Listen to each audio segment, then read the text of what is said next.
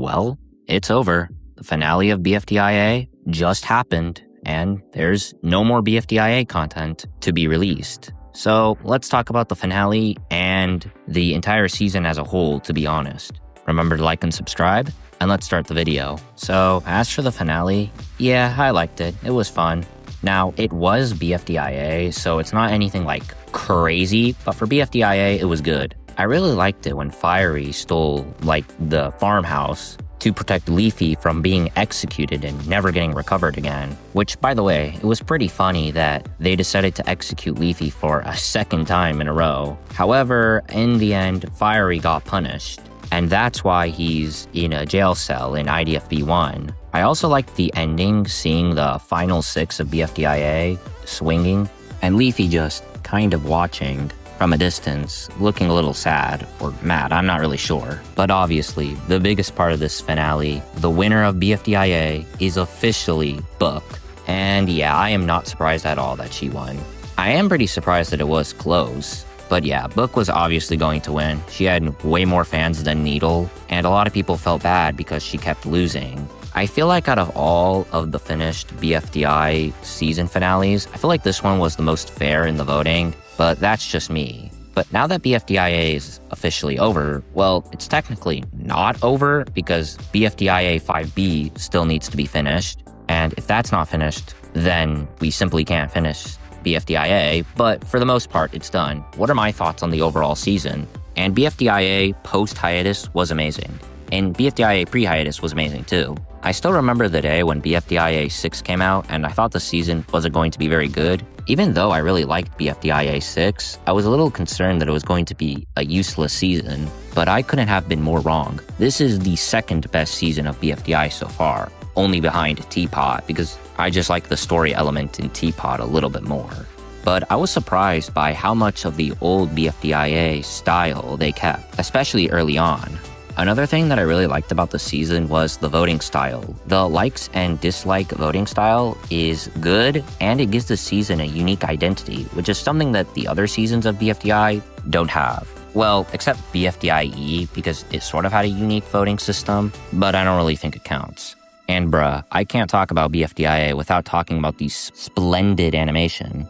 Especially the later episodes look absolutely amazing. If we're judging based on looks alone, BFDIA is way better than Tpot. It's not even close. I also like the cast size. 22 was simply just the perfect cast size. Though, to be honest, I would have made it 23 just so we had one less extra episode, because especially towards the end of BFDIA, we had 2 extra episodes. One of those 2 being BFDIA 20, which was just a part 2 to BFDIA 19, which honestly should have just been BFDIA 19B, and BFDIA 21. It's not that I dislike either of these episodes. I actually like both of them. It's just that they feel like extra, and all the story elements that were in these episodes could have happened in any other episode. But like I said, I overall liked BFDIA 20 and 21. As for my least favorite episode of BFDIA post-hiatus, I'd honestly have to go for BFDIA 10 and BFDIA 11. I just don't really like either of those episodes, to be honest.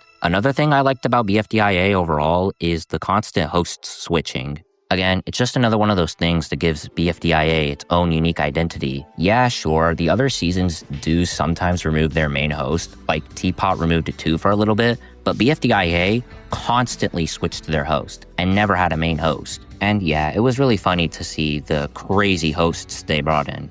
They did the bugs and the fish monster one time. And the fish monster was a surprisingly good host. I honestly hope they bring him back somehow. Oh, another scene I loved from BFDIA 25, the finale, was the scene with the speaker boxes.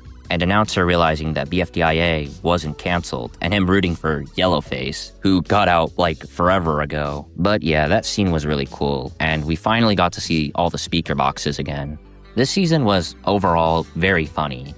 It also has the worst and best prize. It's easily the worst prize because it's literally just a farm chunk. But like I said, it makes sense for this season because it's a joke season. And I liked how towards the end, it was kind of just constantly stolen by Woody and Fiery. And I liked how Woody stole it in BFDIA 23. And when the 3 finalists, Tennis Ball, Needle, and Book, finally confronted him, he just kind of fell off because at this time he was still scared of a lot of things. Off topic, but I also liked Fries this season. For me, Fries was a highlight because, well, he was just cool. Him being on his own team was something really funny, and the fact that he was very good at challenges also made things better. It is a little sad how he only made it to the final 6, because I honestly would have wanted to see him make it to the final 3, but he did make it farther than I thought regardless. So I guess I'm happy that he at least made it to the merge. But anyways, one of my biggest complaints about this season is how late the merge was. It honestly should have happened in BFDIA 16 at the final 8. Because while I do like the team switching mechanic, it just kinda got a little old by BFDIA 16. And by that time, we had only 8 contestants, so each team was like no more than a duo. So I would have just made it merge. I have the same issue with Tpot. The merge just happens too late. Like, we already should have merged by now, to be honest. The merge being late is probably my biggest complaint for the season overall, but except that, like I said, this season was amazing. Now, something I think Jack and Jellify should probably do is make a remaster of BFDIA for the first 5 episodes, and it's because, well, they're definitely a little lower quality than BFDIA post-hiatus episodes, and I feel like a remaster is more warranted for BFDIA pre-hiatus than BFDI because BFDIA pre-hiatus is simply lower quality than BFDIA post-hiatus, while BFDI generally keeps the same quality all throughout. Like, BFDIA pre-hiatus isn't bad, but I would like to see a remaster to keep the animation quality consistent across the season. And it's only 5 episodes. Well, I mean, BFDIA 5 is multiple parts, but it's still only about 10 overall. So yeah, that's why I think Jack and Jellify should make a remaster of BFDIA pre-hiatus. Another thing I liked about the season was the LOLers. We got to see characters that are in BFB and Tpot in their BFDIA versions, and some of them are quite different, especially in the looks. Though that did change in BFDIA 13 after Gelatin launched the enhancement ray at the LOL, changing their assets entirely to the new ones we see in BFB and Tpot. And yeah, the LOLers were just fun to watch. But now the question that I think everyone's going to be asking, was Book's victory deserved? Like, out of all 22 characters that participated in BFDIA, was she the absolute best option to win?